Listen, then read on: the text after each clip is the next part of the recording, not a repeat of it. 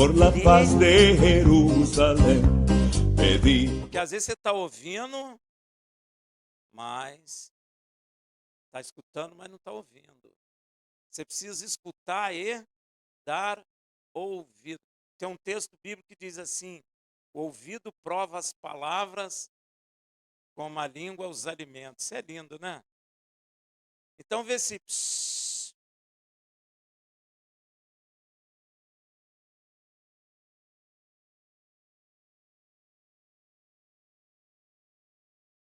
na realidade você precisa provar as palavras, meditar nelas, ouvi-las e buscar entendê-las. Amém?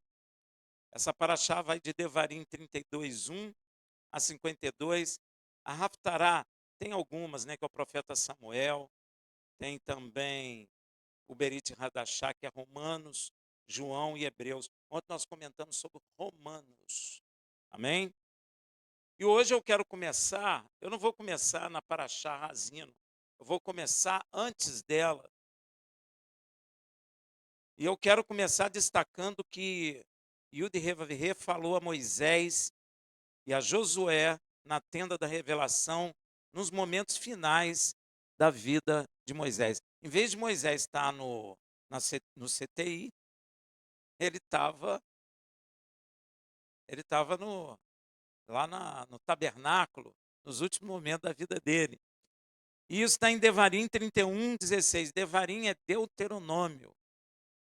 É porque eu não gosto dessa palavra, Deuteronômio. Eu prefiro Devarim, tá? Mas é Deuteronômio nas Bíblias. Devarim 31:16. E disse Yud Revavirê. Quando eu falo Yud Revavirê, é porque no original está assim. Amém? Tá bom? E é bom se acostumar, porque esse é o nome do teu pai, que muita gente nem sabia. Yeshua não é teu pai. Yeshua é filho do teu pai.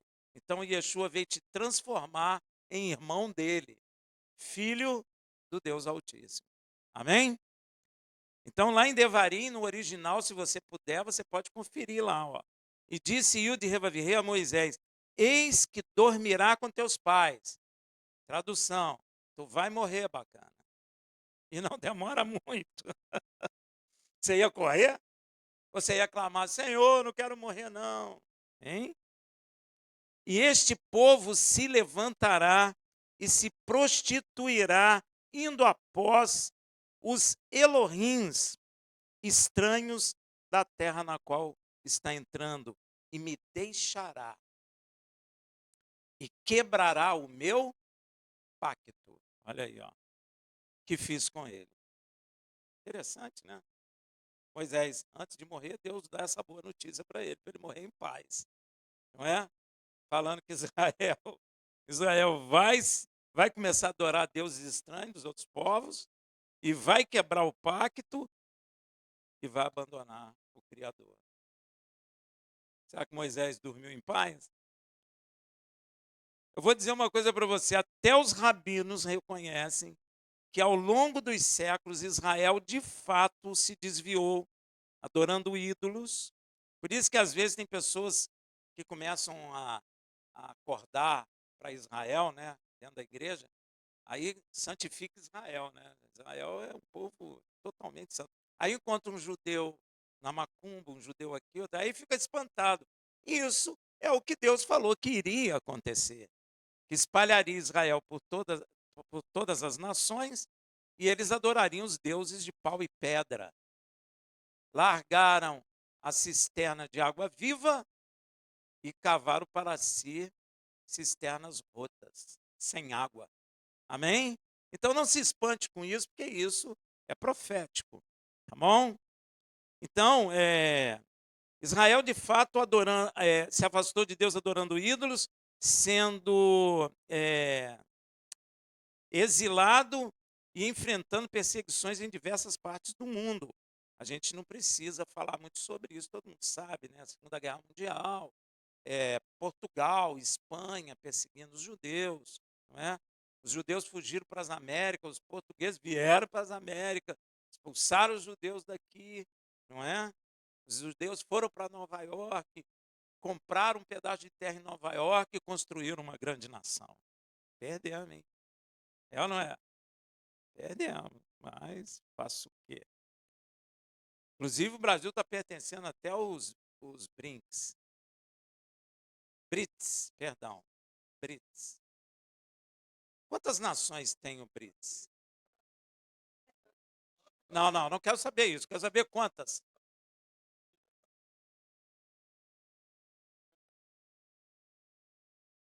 Pois é. Olha só, isso pode ser um embrião dos pés da profecia de Daniel também. Amém? Fica ligado, tá bom? Hoje, com a perspectiva que o tempo nos oferece, nós podemos contemplar o pleno cumprimento dessa profecia que o Eterno falou a Moisés antes dele morrer. Este versículo também nos revela que nosso Pai Celestial, ele é onisciente. Porque se ele falou que Israel ia fazer uma coisa no futuro, então ele tem onisciência. Deu para entender? Este versículo também nos revela que nosso Pai Celestial é onisciente, pois está acima do tempo. Amém? Por que ele está acima do tempo? Porque ele é criador do tempo.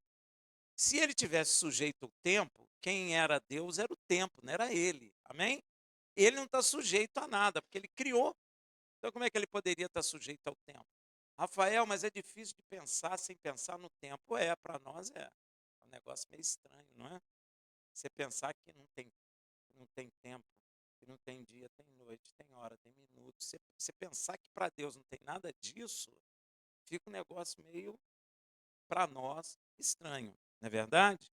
Até a gente tem dificuldade de pensar. Ele é o criador do tempo e por isso não está limitado a ele. Porque se o tempo limitasse Deus, então quem era Deus? O tempo, e não o nosso Deus. Sua visão transcende passado, presente e futuro. Já imaginou? Não existe esse negócio para Deus, passado, presente e futuro, porque ele está acima disso. Amém? Deu nó na sua cabeça? É para dar mesmo. Sua. É. Então, e tudo está diante dele como um só momento. Para ele não tem essa divisão que nós temos. Ele conhece o passado, o presente, o futuro, porque ele sempre está. Ele nunca esteve. E ele nunca estará. Ele sempre. Por isso que a palavra diz que ele sempre existiu. Porque ele não tem início, nem meio, nem fim. Amém? Então já sabe que ele é mais poderoso que você. Um pouquinho. Não, mas às vezes é bom a gente meditar nisso. É importante, a gente tem que prestar atenção nessas coisas. O fascinante nisso tudo é que o Criador conhece antecipadamente cada uma de nossas decisões futuras, mas escolhe não interferir nelas. Viu, meu irmão? Amém? Olha só. Deus sabe o que eu vou fazer, mas ele não vai interferir. Amém? Rafael, será que a gente pega Deus de surpresa? Ele sabe a decisão que você vai tomar. Ele só não vai interferir. Agora, por que ele não interfere? Livre-arbítrio. O famoso, né? Ou a famosa, não é? Essa palavra, livre-arbítrio. Você é livre. O único que te dá liberdade de fato é o Senhor. O diabo não te dá liberdade. Ele te obriga a fazer o que ele quer. Deus não. Deus não. Então Deus já sabe que Israel vai negá-lo, mas ele não vai interferir. Porque é uma decisão de Israel. Ele nos concede plena liberdade de escolha, um dom muito precioso. Ainda que cada decisão traga consigo suas consequências naturais. Vai trazer consequência, não é? Essa liberdade revela não apenas o amor do Criador, mas também a seriedade da responsabilidade que carregamos diante dele, viu, meu irmão? Por isso que Yeshua, ele diz assim: eu virei e darei a cada um segundo o que fez por meio da carne. Você é responsável única e exclusivamente pelas suas decisões tomadas. Tome esse peso para você. Eu não tenho nada com as suas decisões. Você não tem nada com as minhas decisões. Amém? Eu vou responder diante do Senhor por tudo que fiz por meio da carne. Você também vai responder por tudo que tu fez, tu está fazendo e tu fará por meio da carne. Inclusive, eu não sei se você já leu em Daniel, que o ancião de dias, que é o nosso Pai Celestial, ele senta para julgar e ele abre os livros. Ele não abre o livro, ele abre os livros. Na tradição judaica tem livro da consciência, livro, e provavelmente é isso mesmo, né? O livro do que você pensou a respeito do próximo. Ai, ai, ai, ai. É ai, ai mesmo. Porque ali vai ser revelado para todo mundo aquilo que você pensou. O livro do planejamento que você planejou vai ser assim, ó, aberto. Pois é, imagina. Aí você vê que o seu parceiro, amigão, não sei o que, queria te matar, mas não conseguiu. Porque Deus não permitiu. Então você imagina a vergonha, porque a Bíblia diz que vai ser revelado para o seu opróbrio, para a sua vergonha. Você vai ficar envergonhado. Olha que coisa, não vai ter nada escondido não, meu irmão. Não, mas eu pensei isso lá dentro do quarto fechado, de noite. Não tinha nem janela aberta. Pois é, mas Deus sabe. Eu não sei se os anjos ficam lá, ó, Rafael pensou isso no dia tal. E sem borracha, não apaga. Amém? Cuidado, hein, gente? Você está pensando que eu estou brincando? Ainda que cada decisão traga consigo suas consequências naturais, essa liberdade revela não apenas o amor de Yud Revavirê, do Criador, mas também a seriedade da responsabilidade que carregamos diante dele. Você é responsável pela sua vida, não é seu marido, não é sua esposa, não são seus pais. Seus pais são responsáveis por ti até a idade, maioridade. Chegou a maioridade, os pais não são mais responsáveis. Não confunda que nós ficamos presos emocionalmente ao filho. Não confunda isso. Mas você não tem mais responsabilidade com aquela vida. Amém? Mas se você, eita, olha o perigo, não ensinou a palavra da verdade a seus filhos, pegou, hein? Deus vai te cobrar. Porque no pacto fala assim, ó, eis que não esconderei nada de Moisés, de Abraão, visto que ele vai ensinar os filhos e os filhos de seus filhos. Você precisa ensinar teu filho. Até passou da maioridade, essa obrigação acaba. Hein? Mas enquanto ele está sob sua custódia, vamos dizer assim, você tem que ensinar. Por isso está escrito, ó, está escrito em Devarim 11, 26, 28. Eis que hoje eu ponho diante de vós a bênção e a maldição. Quem escolhe?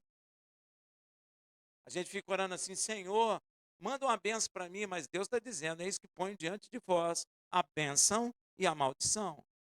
Ó, está diante de nós. A bênção e a maldição. A bênção quando cumprides os mandamentos. Ó. Às vezes a gente quer bênção, mas não quer cumprir mandamento, a bênção não vem. Porque é natural que a bênção venha segundo a palavra do Criador, se eu obedecer os mandamentos. A bênção vem. A bênção quando cumprides os mandamentos que Yud Revavirê, seu Elohim, hoje vos manda. Porém, a maldição, se não cumprides o mandamento de Yud Revavirê, seu Elohim, e vos desviardes do caminho que hoje vos ordeno para seguires outros deuses que não conheceste. Inclusive, É uma coisa que a igreja não entende até hoje, né? Porque Paulo usou lá em Gálatas uma coisa referente a isso aqui, que ele disse que Cristo nos tira de debaixo da maldição da lei. Mas não é a lei que é maldita, é porque dentro da lei tem as bênçãos para quem obedece ela e tem as maldições para quem desobedece. Se nas escrituras está dizendo que todos os pecados destituíram da glória de Deus e Deus encerrou todo debaixo da desobediência, é porque ele colocou todo mundo debaixo da maldição. E só sai de debaixo da maldição por meio de Yeshua HaMashiach, o Filho do Deus vivo. Rafael, adianta eu pegar sal e jogar atrás da porta? Não, não adianta. Adianta dar 3 pulinhos na onda no final do ano? Não, não adianta. Adianta colocar semente de romã dentro da carteira para entrar dinheiro? Não, não adianta. Adianta botar roupa amarela. É amarela? Ainda bem, ainda bem. Ainda bem que vocês não sabem. Porque tem gente, e eu vou dizer para você, eu fui chamado para ministrar numa igreja lá em Copacabana. Eu cheguei em Copacabana no final do ano, né? Foi no dia de Réveillon, né, que a gente chama. Eu cheguei na igreja, tinha no meio mesa cheia de fruta. Eu amo fruta, né? Na hora ainda pensei assim, vou me dar bem. Aquele mesão, só fruta bonita.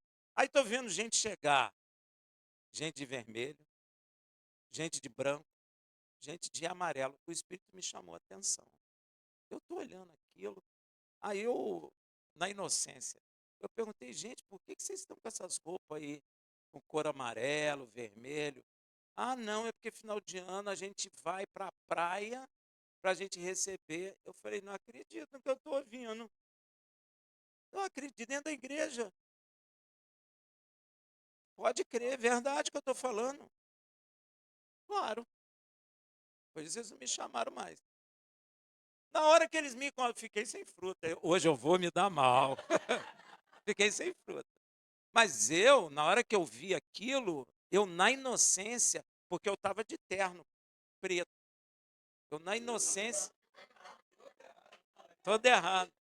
E eu perguntei, por que vocês estão vestindo aí amarelo, vermelho? E eles vieram falar para mim e me disseram que era. Eu falei, não acredito, vocês são crentes?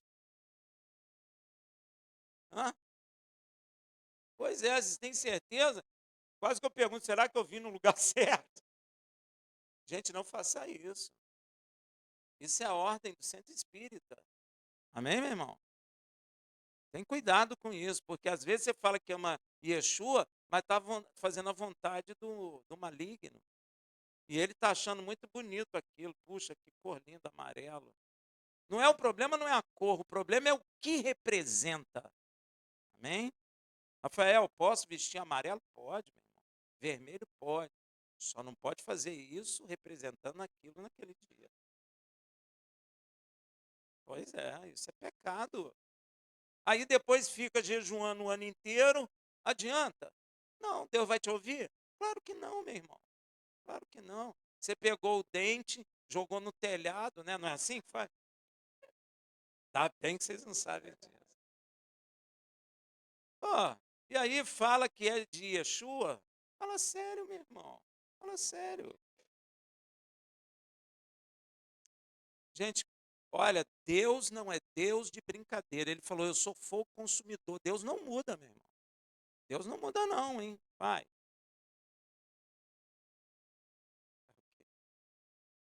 Para não jogar no telhado. Ó, tô te falando. Aí, ó. Ó, não, é porque eles não sabiam. Olha só. Ó, tem gente que guarda dente de criança por causa da fadinha, não é? No travesseiro aí, ó.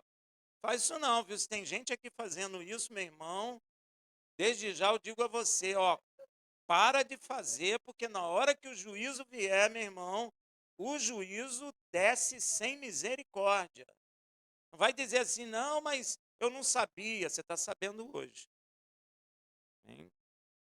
E o próprio Criador ia revelar a Moisés que vai se irar contra Israel. Ó, Deus falou, olha, no dia que Israel se afastar de mim, eu vou me irar contra eles. Deus já está dizendo, ó. Veja em Devarim 31, 17. Então se acenderá a minha ira naquele dia contra ele, e eu o deixarei. E eu o... Deus vai deixar quem? A coisa é séria, gente. Ó, e dele esconderei o meu rosto. E ele será devorado. O que vem acontecendo com Israel? Todo mundo. Rapaz, olha, está aumentando o antissemitismo. Já teve um atentado na Inglaterra contra uma sinagoga. Se a polícia não chega na hora, ele ia matar muita gente. Ó. E o cara com ódio. O Brasil, cuidado, hein?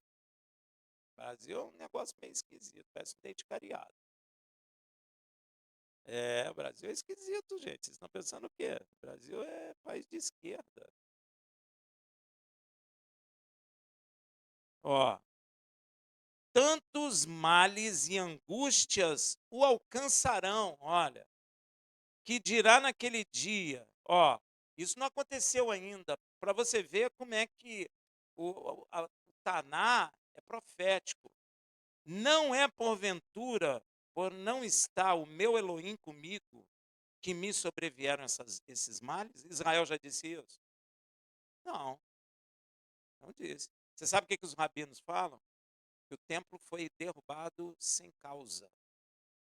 Ó, ainda não chegou esse tempo aqui, que vai dizer, será que tudo isso que aconteceu com nossos pais está acontecendo hoje? Será que não é porque o nosso Elohim não está conosco? Aí vai chegar o dia que eles vão dizer o quê? Baru Rabá Beshem Adonai. Aí Yeshua volta. Amém? Então você está vendo que isso aqui é profético. Ó, apesar de muitos não prestarem atenção, o Senhor diz uma coisa interessante. Ele fala naquele dia. Ele não fala naqueles dias. Porque a profecia, ela é histórica e ela também alcança o profético. Amém? Vamos dizer assim, o futuro. É no presente e também se estende para o futuro.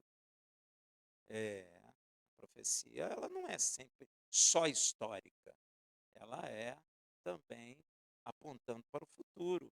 E você nota que Israel sofreu vários dias, mas Deus está dizendo naquele dia singular.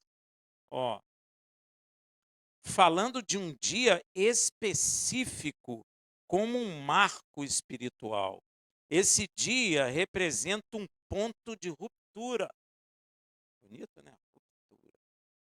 Um momento em que o povo de Israel, por causa de sua infidelidade, experimenta de fato o afastamento da presença divina. Ou melhor dizendo, é o momento que Israel vai acordar como nação de que o Senhor não está com eles. Por isso, eles estão passando por todo esse sofrimento. Então é um dia de ruptura, ruptura da cegueira espiritual para voltar a enxergar a verdade e a realidade espiritual. Amém? E quando Israel vai sair do conceito ocidental de cada um tem sua religião, cada um faz o que quer.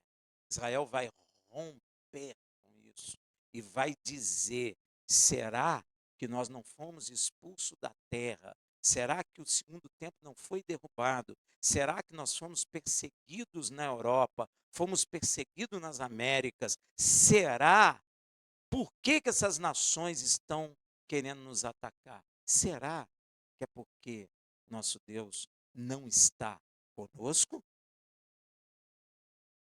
Isso vai ser bênção, porque eles vão acordar. Deu para entender? E o dia em que Yud Revavirê esconde seu rosto, um conceito que é um conceito central no meio judaico, que expressa o silêncio divino diante do pecado coletivo da nação. Todo mundo sabe disso em Israel. Quem é religioso sabe que o Criador se silencia diante do pecado do povo. O uso de, naquele dia, da expressão no singular, destaca que, embora haja muitos dias de sofrimento, como podemos ver historicamente para Israel, há um dia específico em que a consciência do povo espiritualmente será despertada. É tipo assim, você não está entendendo nada, de repente você vai abrir o olho e vai dizer, caramba, Deus não está conosco. O que você acha? Deus não está conosco. É verdade, Deus não está conosco. Vai ser uma retomada de consciência, presta atenção, espiritual, da presença viva de Deus no meio de Israel.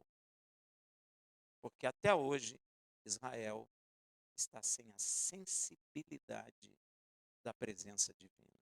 Amém? É o dia em que eles reconhecem que Yud-Heh-Vav-Heh não está entre nós. É por isso que está acontecendo isso tudo. Esse reconhecimento é o primeiro passo para o arrependimento. Ó. Aí a pessoa tem consciência do vazio, que o Senhor não está ali, e aí vira e fala o quê? Quanta besteira fizemos. Senhor, nos perdoa. Ó, como nação. Ou seja, aqui também fala do período final da grande angústia de Jacó, ou seja, o final da grande tribulação. Mas o interessante é que Yud-Heh-Vav-Heh entrega a Moisés a letra de um cântico. Olha só que coisa. Você que leu a Paraxá sabe. Um cântico, e esse cântico serve, sabe de quê? De testemunho contra Israel. Olha que coisa. Neste dia, veja em Devarim 31:19. Agora, pois, escrevei para vós este cântico e ensinai-o aos filhos de Israel. Ponde-o na sua boca, para que este cântico me sirva por testemunho contra o povo de Israel. Para que sirva de testemunho que eu fiz tudo por Israel, mas Israel me rejeitou. Este cântico é um cântico para testemunho em tribunal. É o primeiro tribunal que tem como testemunho um cântico.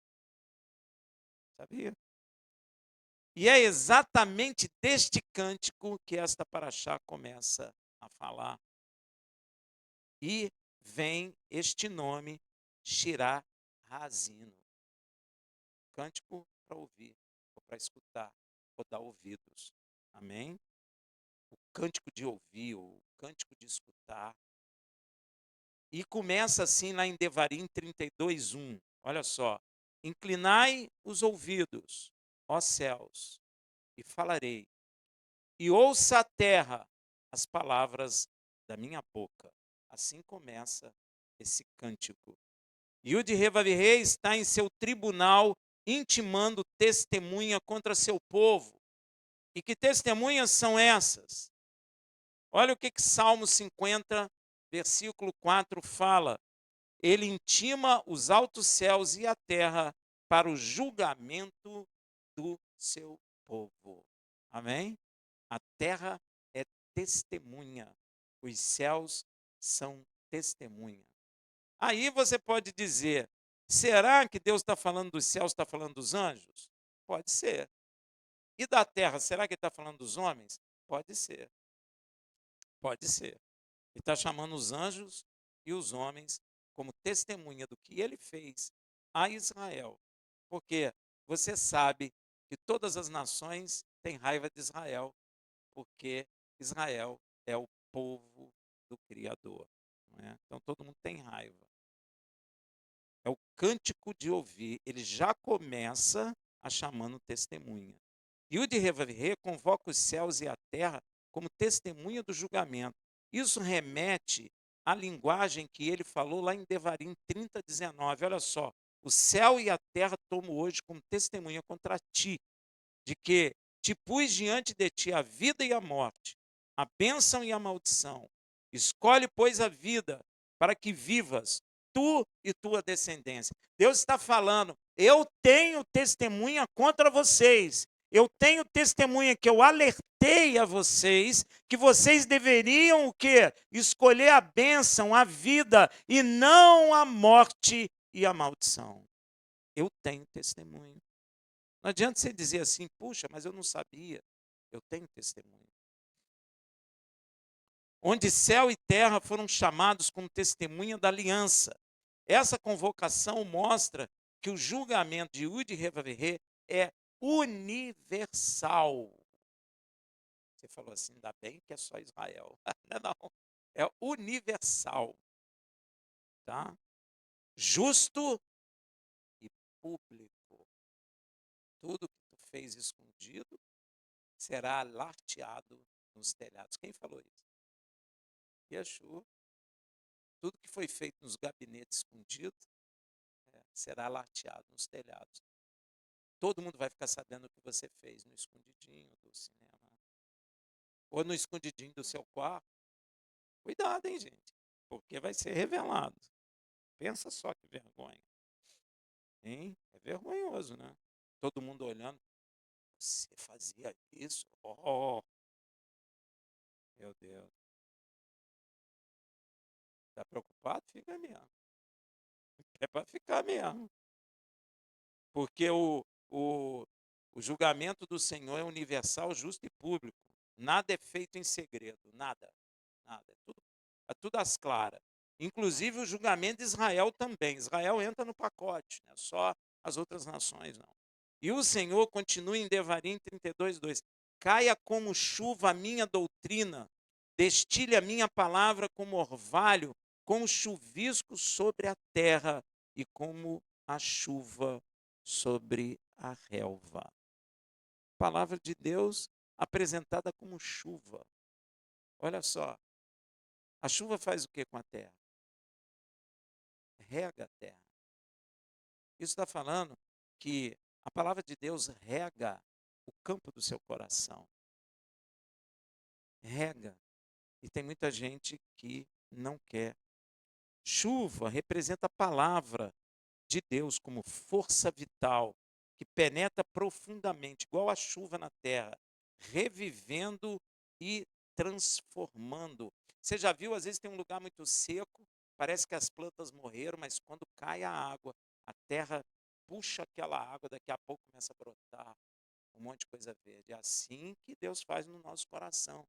Coração duro, seco, aí vem a palavra que é a chuva, e na realidade, a Bíblia diz que a palavra é martelo que esmiuça a penha também. Amém?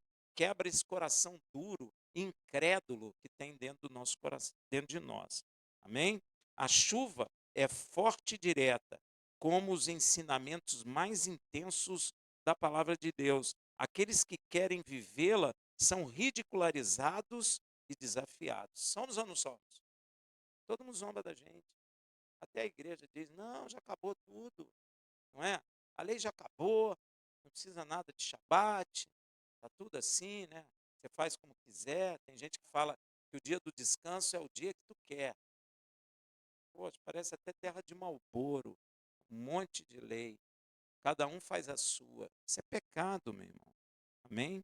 O orvalho é suave, silencioso e constante.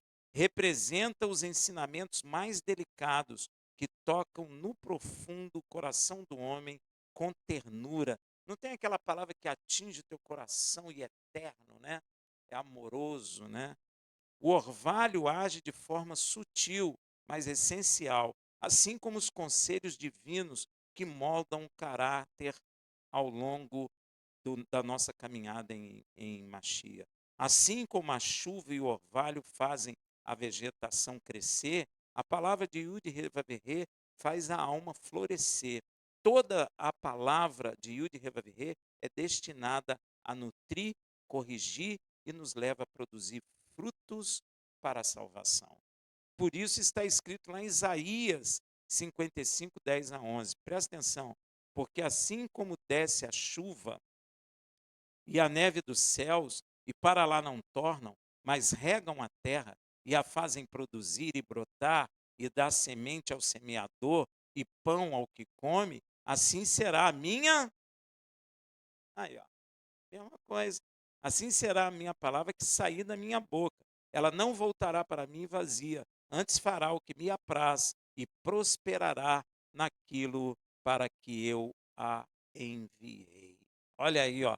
Então a palavra de Deus é comparada à chuva que rega a terra, que faz a terra brotar. E quando brota, brota semente. É por isso que quando a palavra de Deus entra no nosso coração e floresce, a gente vai gerando o quê? Semente.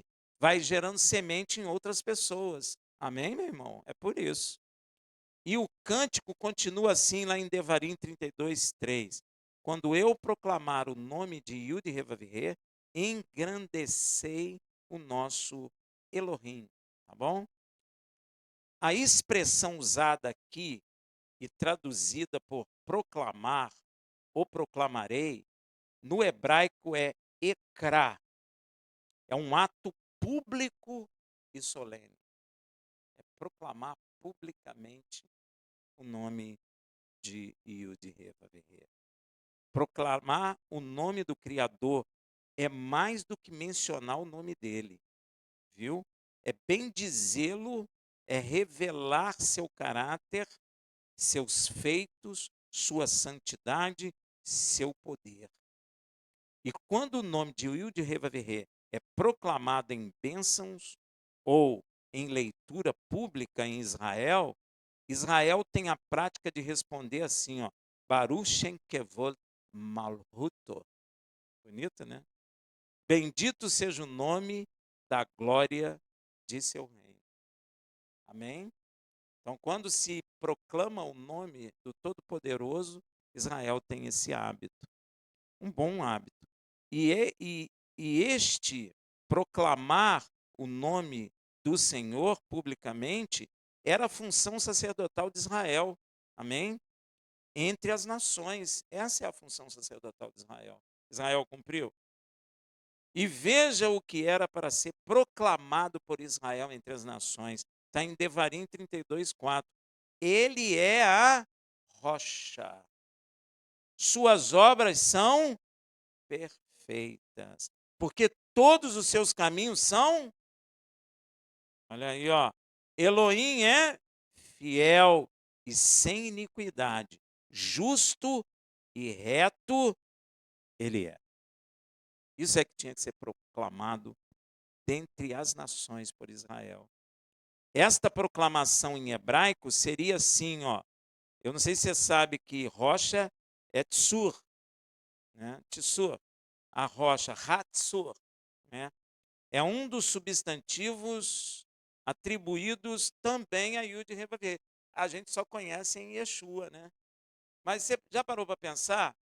Você tem um ditado que fala assim, filho de peixe, então filho de rocha.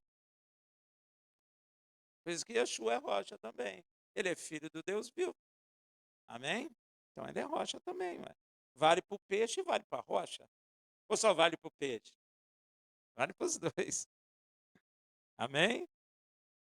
Ó, a rocha é um dos substantivos atribuídos a Yud-Heh-Vav-Heh, representando sua força, sua estabilidade e sua confiabilidade. Israel tinha que dizer, olha, pode confiar no meu Deus. Ele não muda, ele é justo, seus caminhos são perfeitos, ele é misericordioso, ele não vai mudar, e ele vai te abençoar, e ele nunca vai te deixar. Israel não fez isso. Tinha que ensinar o povo, as outras nações, que ele não muda.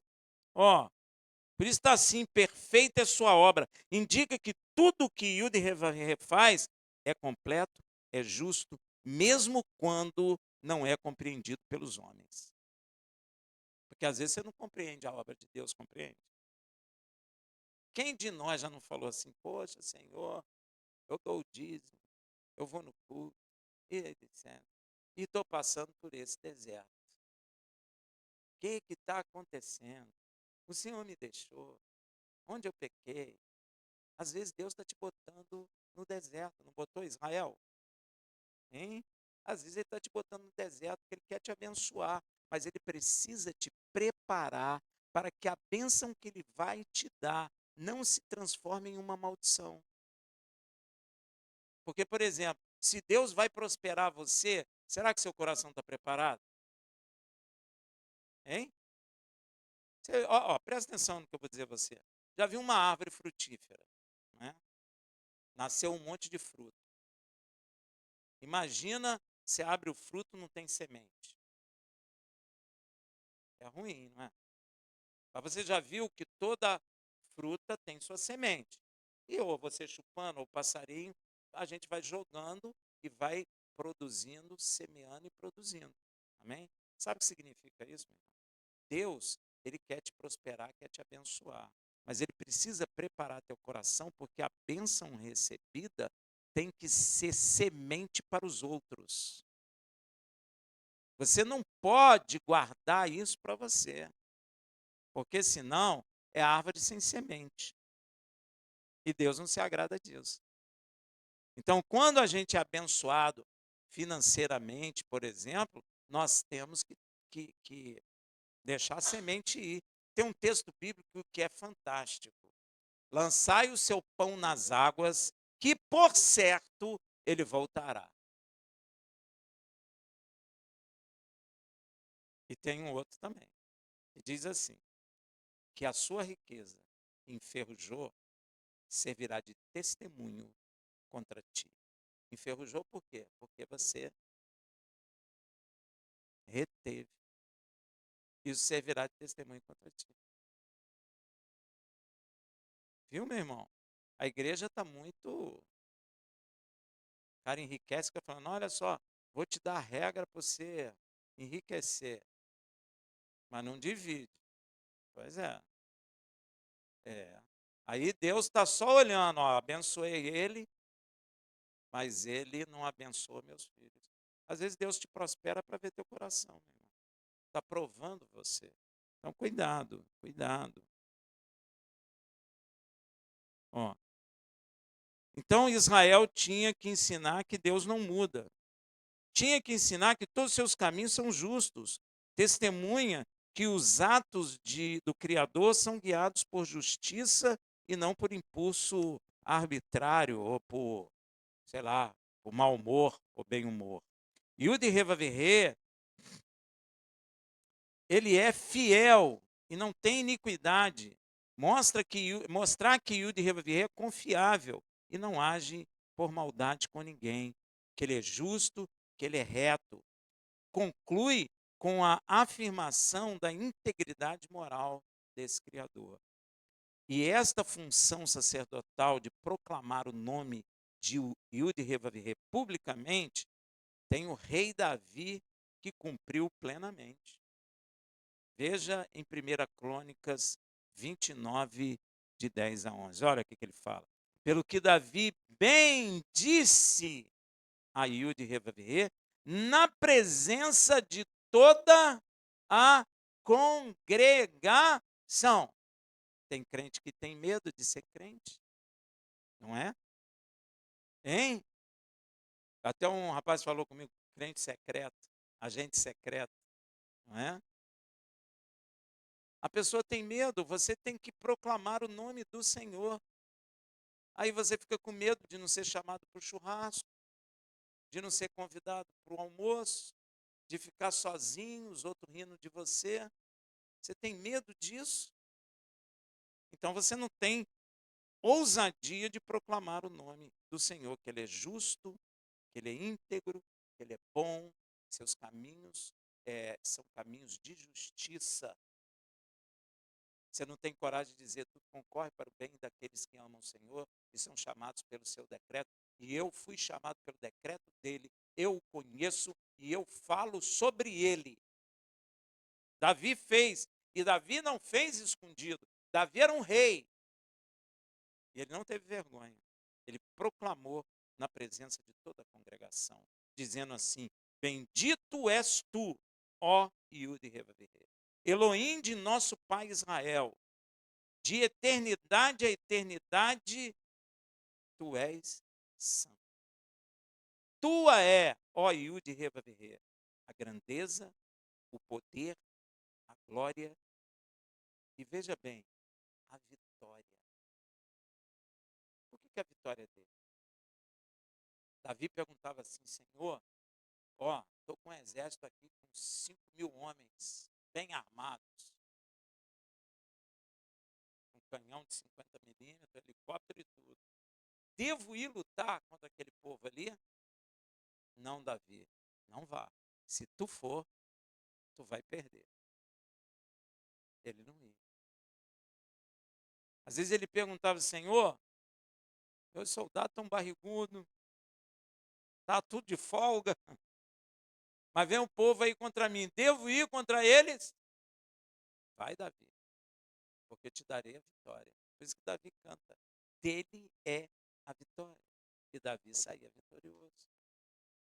Não era a questão da força do exército de Davi, mas era a vontade do Criador de ir ou não ir. Nós estamos acostumados a isso? Precisamos. Às vezes Deus não quer que você faça alguma coisa. Às vezes Deus está te impedindo de fazer algo. E você fica teimando, teimando, teimando. Aí ele larga, tu vai se dar mal, fala: mas eu sou crente, eu sei. Mas um crente cabeçudo. Um crente de dura cerviz, que Deus fala. Aí se dá mal, mas eu jejuei. Mas você jejuou, mas você desobedeceu. Não adianta. A obediência é o que Deus quer que você faça. Então, antes de você fazer as coisas, joelha. Pergunta ao Senhor: Senhor, devo ou não devo? Amém? Ó, e a majestade, porque teu é tudo quanto há no céu, tudo. Você sabe o que tem no céu? Tudo não, você sabe que tem uns anjinhos, alguma coisa assim. Mas tudo tu não sabe. Mas tudo é dele. E na terra também, tudo é dele. Tudo. Aquele chefe que é dono da empresa, quem manda nele? Você quer saber de uma coisa? Se Deus quiser pegar um homem aí, cheio da grana de empresa aí, e trazer recurso para cá, ele inclina o coração do homem, o homem nem sabe por quê. Vem aqui, toma, eu estou querendo te dar. E vai embora. Você crê nisso? É isso. Porque tudo é dele. Tudo é dele. Teu é, ó Yud-Heh-Vav-Heh, o reino, e tu te exaltaste como cabeça. Como é que está aí na sua Bíblia? Cabeça? Você está com a Bíblia não, irmão? É cabeça ou é chefe? Tem Bíblia que é chefe. Cabeça? Glória a Deus. Porque eu vou fazer uma explicação aí. Nas Bíblias em português, geralmente, está assim: e tu te exaltaste como chefe sobre todos. Tem Bíblia que está assim. No original está a palavra Rosh. Amém? Esse é o original. E Rosh significa o que em hebraico? Cabeça. Você pode não dar importância a isso, porém, a diferença entre chefe e cabeça é sutil, mas carrega implicações profundas. Não é a mesma coisa, não. É assim, Rafa? Não é. Não é.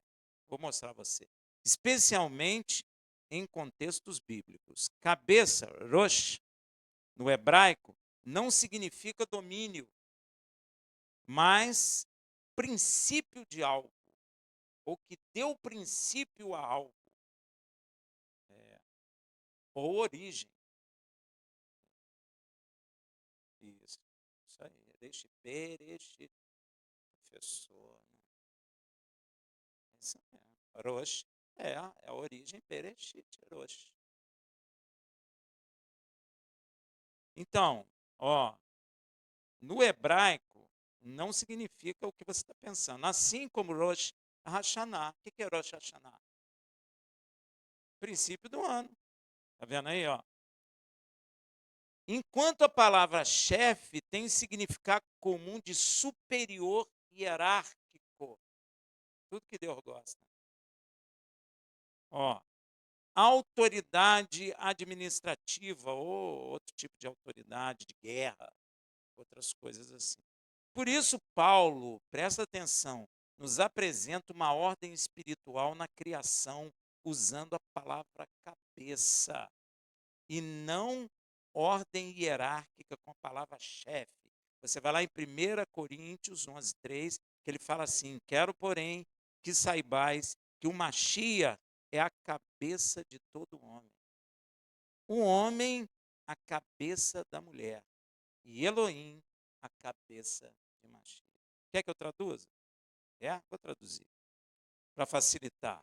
Paulo está dizendo que Yud Reva Virre, nosso Pai Celestial, é a origem de Yeshua, é ou não é? Yeshua veio de onde? Do Pai. O Pai não o gerou? Então, ele veio do Pai. Ó, o Machia. E que Yeshua é a origem do homem. Deus não criou todas as coisas por causa de Yeshua e por meio de Yeshua. Então, meu irmão, até o homem foi criado por causa de Yeshua e por meio de Yeshua. Então, Yeshua é a origem da criação, inclusive, do homem. E o homem é a origem da mulher, é ou não é? A mulher saiu de onde? Da costela do homem. Então, meu irmão, quando as pessoas traduzem chefe, elas estão erradas. Hein? Não é isso que a palavra quer dizer. A palavra quer dizer a falar de origem, de princípio. Então a gente precisa tomar cuidado, porque às vezes a gente entende errado aquilo que a palavra está dizendo, justamente porque nós vemos palavras que não deveriam estar ali. Tá bom? Voltando ao rei Davi, a sua exaltação pública a Yud Reva Virre, em 1 Crônica 29, de 12 a 13. Tanto riqueza como honra vem de quem? Do Pai. Às vezes você quer prosperar, mas você não anda no caminho do Senhor. Ah, Rafael, ando sim, ou vou na missa domingo, aí já não anda. Quando você fala assim, a gente já sabe que não anda, não é verdade? Porque Deus não falou que é para guardar Shabat, você já não guarda. Aí você fala assim, mas Yeshua disse que até do Shabat ele é Senhor. Mas ele é Senhor de uma coisa que acabou, então ele não é Senhor de nada. É só você parar para pensar. Ele é Senhor do Shabat mesmo. Se ele é Senhor, é porque o Shabat existe. Amém? Está lá nos 10 mandamentos. Todos os outros mandamentos, todo mundo concorda, mas o Shabat não. Que loucura é essa? Entendeu? Pois é. Isso está errado, meu irmão. Então, tu domina sobre tudo. É porque a gente não tem consciência. E na tua mão a força e... Por que Davi derrubou o gigante? Porque Davi fazia malhação de segunda a segunda na academia. Hein? Ele era maromba. Ele tomava suco de inhame com beterraba, com cenoura. A força e o poder nele veio do Senhor, do Eterno. Na tua mão está o engrandecer. A pontaria de Deus, com certeza, né? Para acertar a cabeça e derrubar o cara, a pontaria veio de Deus, óbvio que veio. Na tua mão está o engrandecer. É ele que engrandece ou é ele que derruba.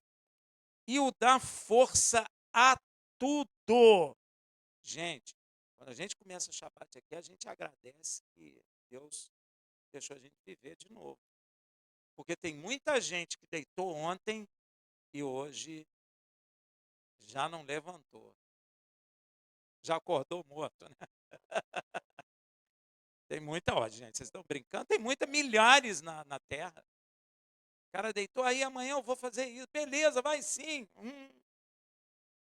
Sabe nada, não é? Aí já abriu o olho em outro lugar, tá bom? Então, agora, pois, ó nosso Elohim, graças te damos e louvamos o teu glorioso nome. Qual o nome dele? Davi cumpriu ou não cumpriu a função sacerdotal de proclamar e exaltar publicamente o nome dele? Cumpriu. Várias vezes Davi faz isso. Yeshua também cumpriu essa função, apesar de muita gente não prestar atenção, de proclamar o nome de Yud-Heh-Vav-Heh, nosso Pai Celestial. Veja lá em João 17,6, ó, manifestei o teu nome, proclamei o teu nome, ó. É porque eles botaram manifestei, mas é proclamei. Proclamei o teu nome. Qual é o nome dele? E por que não está nos evangelhos? Pois é, a tradução não é boa. Porque se Yeshua proclamou o nome do Pai, cadê o nome do Pai? Está escrito, ó. Eu manifestei o teu nome aos homens que do mundo me deste. Você é homem que do mundo o Pai deu a Yeshua? Então você tem que saber o nome do Pai, porque Yeshua proclamou o nome do Pai publicamente. Todo mundo ouviu. Eram teus, e tu me deste. Era do Pai, hein? E tu me deste. E guardaram o quê? Não falaram assim, ó, daqui para cá é Antigo Testamento, não vale mais. Só daqui para frente. Você fez isso? Ah, porque senão você não guardou a palavra. Porque a palavra começa em Gênesis e termina em... Pois é. Então você tem que guardar toda a palavra. Veja também, tem vários textos, mas só peguei 2. Veja João 17:26. E eu lhes fiz conhecer o teu nome. Olha aí. É muito interessante que o próprio Yeshua, na oração intercessória, ele fala assim, eu os fiz conhecer o teu nome. Mas o nome não está lá nos evangelhos. Esquisito, né? Não? Você não acha? Não, eu acho. E eu lhes fiz conhecer o teu nome e lhe farei conhecer ainda, para que haja neles aquele amor com que me amaste e também eu neles esteja. Você prestou atenção no que ele falou? Vou ler de novo para você prestar atenção. Ó. E eu lhes fiz conhecer o teu nome e vou fazer conhecer mais ainda o nome. Conhecer o nome não é só saber o nome, não. Conhecer o nome é você entender a glória, como Davi falou, a força, o poder, a vitória, que ele é fogo consumidor, que ele é Deus poderoso, que os caminhos dele são justos. Isso é conhecer o nome dele. E quando eu conheço o nome dele, olha o que acontece. Vai haver em meu coração aquele amor com que ele amou Yeshua. O mesmo amor que ele amou Yeshua antes da fundação do mundo, ele vai amar você. E você. Você já tinha prestado atenção nisso? Você tem que conhecer o nome do teu pai. E aí Yeshua estará em nós. Ou seja, conhecer Yud-Heh-Vav-Heh leva também a recebermos o mesmo amor em que Yud-Heh-Vav-Heh amou Yeshua antes do mundo existir. Meus irmãos, eu não vou conseguir comentar hoje todo este maravilhoso cântico dado pelo nosso Pai Celestial, por causa do tempo, né? Para servir como testemunha contra o seu povo por causa do tempo curto que temos. Porém, quero mostrar uma coisa muito interessante que nosso Pai Celestial falou neste cântico. Por Israel o ter abandonado. Olha o que Deus fala nesse cântico, em Devarim 32:21. Presta atenção. A zelos me provocaram com aquilo que não é Elohim. Na sua Bíblia está Deus. Com suas vaidades me provocaram a ira. Que vaidades são essas? Magia, escultura, deuses estranhos, etc. Portanto, eu os provocarei também a zelo com aqueles que não são. Então, Deus só tem um povo, Israel. Mas por que Israel provocou o Criador com aqueles que não são criadores, ele também vai provocar o povo de Israel com aqueles que não eram povo. Está vendo? Deu para entender? Hein? Portanto, eu os provocarei a zelo com aqueles que não são povo. Com uma nação insensata o despertarei a ira. Aqui o Criador está falando do nascimento do povo que hoje chamamos igreja.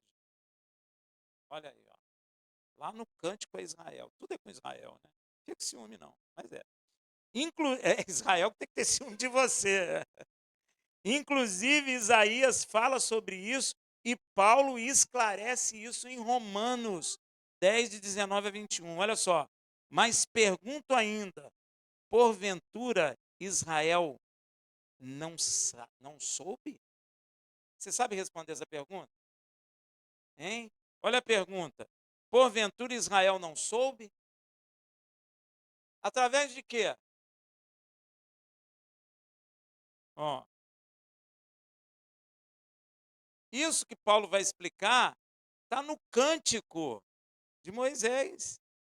No cântico que nós estamos lendo na Paraxá. É isso que Paulo está perguntando, mas por quanto ainda, porventura, Israel não soube? Soube. Através do quê? Do cântico de Moisés. Primeiro diz Moisés, eu vos porei em ciúmes com aqueles que não são povo. Com um povo insensato vos provocarei a ira. Israel já sabia disso. Israel já sabe disso pelo cântico que Deus entregou a Moisés.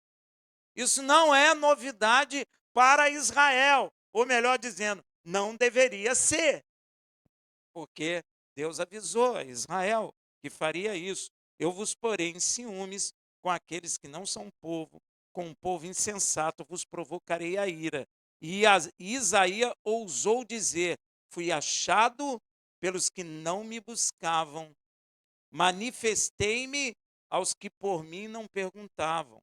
Quanto a Israel, porém, diz, todo dia estendi as minhas mãos a um povo rebelde e contradizente. Então, o fato do nascimento da igreja, por meio de Yeshua, não era ou não deveria ser uma novidade para Israel, porque Deus já estava falando isso lá no Cântico de Moisés, que é um cântico que será cantado no julgamento como testemunha de que Deus apresentou a Israel a vida e a morte.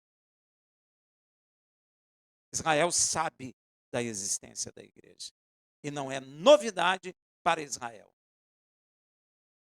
E é por isso que Israel briga com a igreja. Porque Israel tem o quê? Ciúme.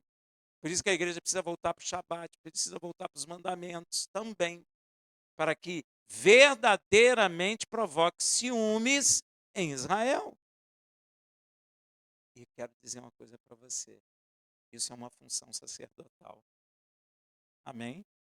Provocar ciúmes em Israel. Quando Israel vê que você está adorando o Deus dele, e seguindo os mandamentos do Senhor, e ele operando maravilha no meio da igreja, aí, meu irmão, a coisa vai ficar estreita. Israel vai ter ciúmes.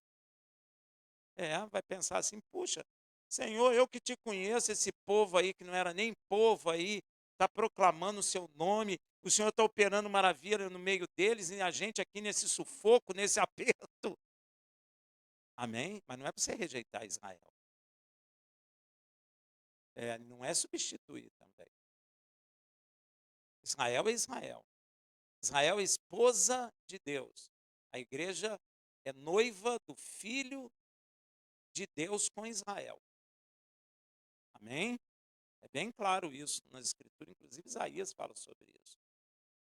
Por que Deus gerou um filho em Israel? Porque Israel é esposa dele. Por isso que eu já vi um livro assim, e se Jesus fosse um africano ou fosse um europeu? Nunca. Porque Deus não trai a sua esposa. Amém? Então, ele gerou um filho na sua esposa. E ele não quer que o filho fique solteirão. Então, ele mandou buscar uma noiva bonitona. Você, olha só que coisa. Falta só botar o perfume, o pendente no nariz, não é? Botar o véu branco, bonitão, você vai se encontrar com o teu noivo. Amém, meu irmão? Não precisa de sapato alto. Precisa? Então tá, põe o sapato alto também.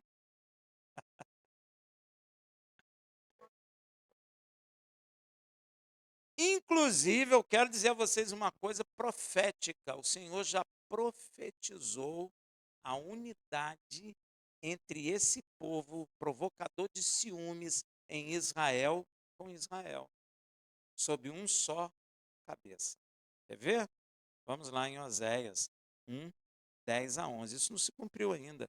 Todavia, o número dos filhos de Israel será como a areia do mar, que não pode ser medida nem contada. E no lugar onde se lhes dizia, vós não sois meu povo, se lhes dirá, vós sois filho de Elohim. Olha só, isso aqui é histórico, mas também é profético.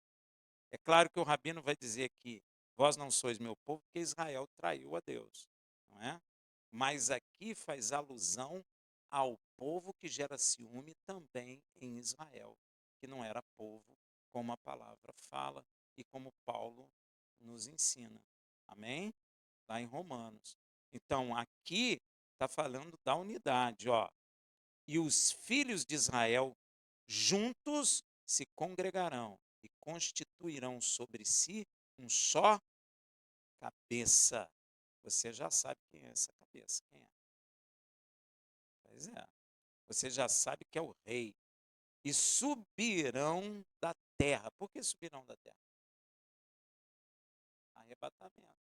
Subirão da terra. Não vai sair da terra, não, vai subir. Encontrar com o Senhor nos ares. Pois grande será o dia de Israel. E antes de Yud derramar sua justa ira por meio de 7 taças sobre a terra, lá em Apocalipse, podemos ver no céu, né, os que venceram a besta e a sua imagem, e o número do seu nome contado, cantando 2 cânticos, o cântico de Moisés e o cântico do Cordeiro. Está vendo aí os dois juntos? O cântico de Moisés e o cântico do Cordeiro. Veja em Apocalipse 15, de 3 a 4. E cantavam o cântico de Moisés, servo de Yud-Heh-Vav-Heh, e o cântico do Cordeiro, dizendo, grandes e admiráveis são as suas obras, ó Yud-Heh-Vav-Heh, o Todo-Poderoso, justos e verdadeiros são os teus caminhos, ó Rei dos séculos. Aqui não está falando de Yeshua. As pessoas pensam que está, mas não está. Quem não te temerá, Yud-Heh-Vav-Heh, e não te glorificará teu nome, ó, pois só tu és santo. Por isso, todas as nações virão e se prostrarão diante de ti, porque os teus juízos serão manifestos. Até a igreja tem um louvor, né? Canta isso. Mas as pessoas pensam que está falando de Yeshua. Não está, está falando do Pai. É o cântico de Moisés que glorifica a Deus e o cântico do Cordeiro, Yeshua. Porque Yeshua também glorificou o Pai. E as pessoas não compreendem isso. É necessário compreender isso, porque a palavra de Deus diz que a vida eterna é essa, que te conheçam a ti, ó Pai Santo, como único Elohim, e a mim, seu Filho, o enviado. A necessidade. Senão você se perde. Os 2 cânticos testemunham e exaltam a Yud-Heh-Vav-Heh. Todos 2. É claro que há uma diferença entre Moisés e Yeshua, e você sabe. Moisés foi fiel como servo, e Yeshua é fiel como filho, o dono da casa. Amém? Sois vós, se tão somente permanecerem na presença do Senhor. Os 2 cânticos testemunham e exaltam Yud-Heh-Vav-Heh e sua justiça. Ambos são cantados em momento de transição espiritual. Moisés antes, o cântico de Moisés antes da entrada de Canaã, é ou não é? De um povo escravizado entra para um povo livre. O cântico do Cordeiro é cantado antes do juízo final. Ó, é sempre em transições. O cântico do Cordeiro não substitui, mas cumpre o cântico de Moisés, transformando a advertência em vitória, pois como o rei Davi proclamou, a vitória pertence ao nosso Pai Celestial, Yud-Heh-Vav-Heh, para alguns, Yahweh, o Santo de Jacó, o potente guarda de Israel. Amém. Shabbat Shalom.